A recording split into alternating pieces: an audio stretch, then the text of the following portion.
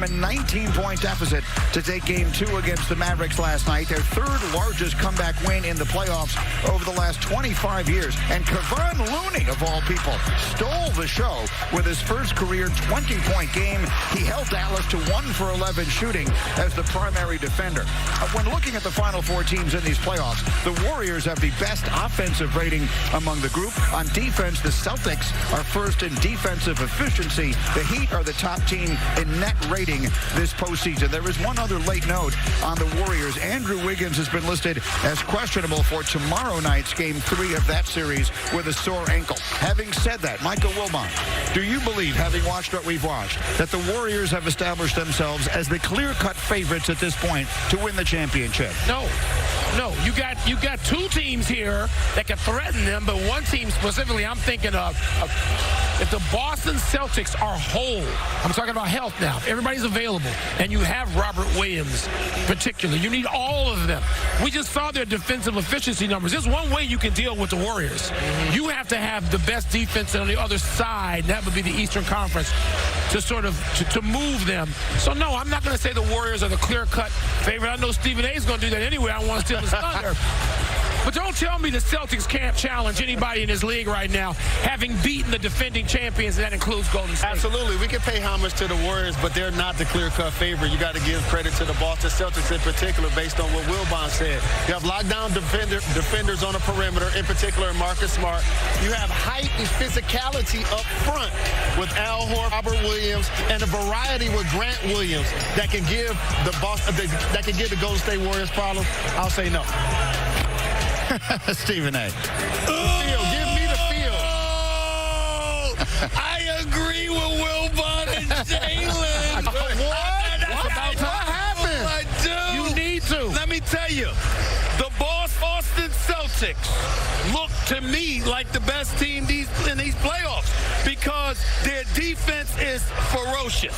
There is no question about it. They've got height, athleticism, and or physicality at every single position, not to mention the fact they got a couple of scorers. And by the way, I'm one of those guys, I guess my standards are high. I haven't been ultra impressed with Golden State. I don't like how I've seen Steph, Clay, Jordan Poole periodically struggling.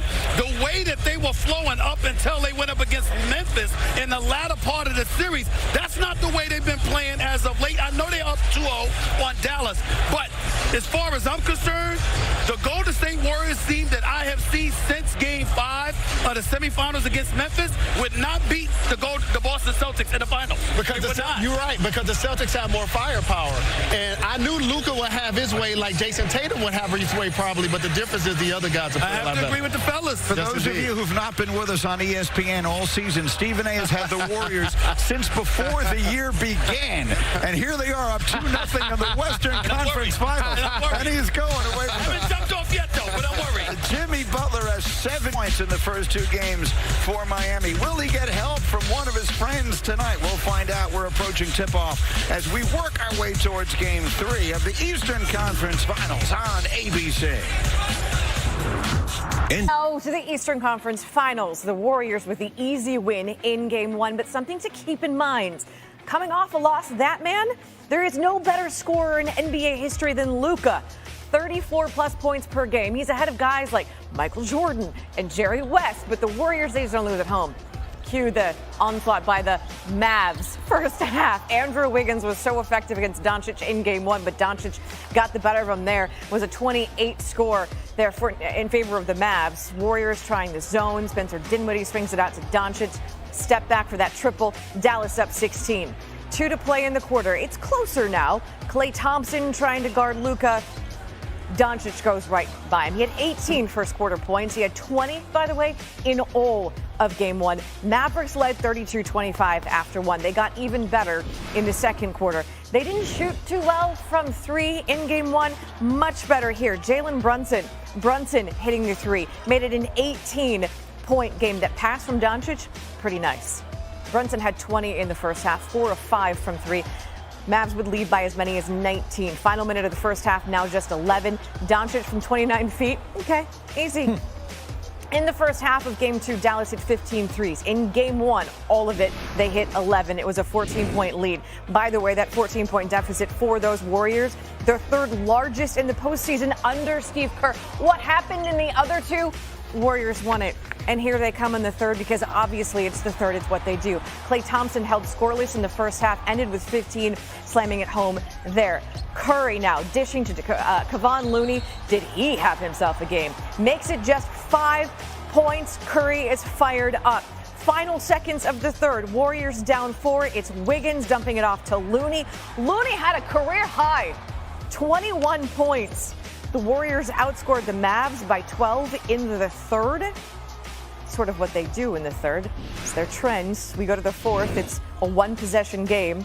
Thompson now kicking it out to Otto Porter Jr. Porter, 3-ball. Warriors, a few seconds into the fourth, take their first lead of the night. Under 8 to play, it's now 94-92. Jordan Poole off to Looney. Golden State now leads by 5. 7-point game. It's Curry. 32 points. He had 6 threes, 8 rebounds. That's just going to settle for 2, but it makes a 9-point game. Still at 9. Doncic trying to keep the Mavs in it. Step back 3, also good. 42 points, 8 assists, 5 boards. You cannot put it on him. Dallas within 6. Here come the daggers, though. 2 to play. Curry up and under. Scores with the foul. Plenty of fire there. Golden State now up 9, and then a couple of possessions later, you got a Curry pump fake, taking the dribble, and then nailing the 3. Like I said, he had 32. The Warriors storm back, and they take the win, 126-117. Night.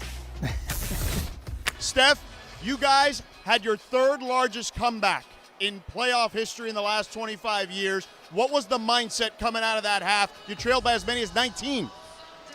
Well, from game 1 to game 2, we knew that they were going to, come out and shoot the ball better. They didn't think it was going to be that hot, like they were 15 for 27 at halftime. Some of it was unforced errors on our part. Some of it was just great shooting by them.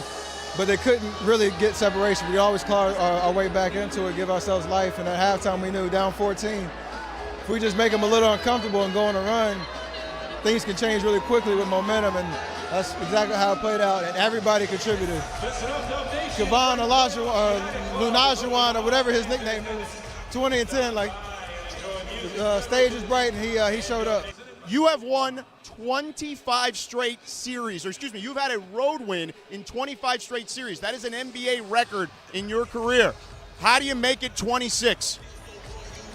Bottle whatever we did in the second half and put it on a plane, check it in our luggage, and bring it to Dallas. It's going to be a war. We know that.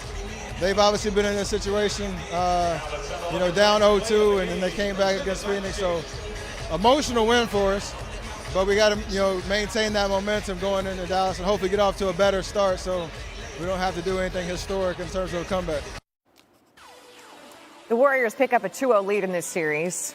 And along the way, they also make some NBA history because Golden State now gets their 200th playoff win in franchise history. They're the 5th team to win that many playoff games. It's the Lakers, the Celtics, the Sixers, the Spurs.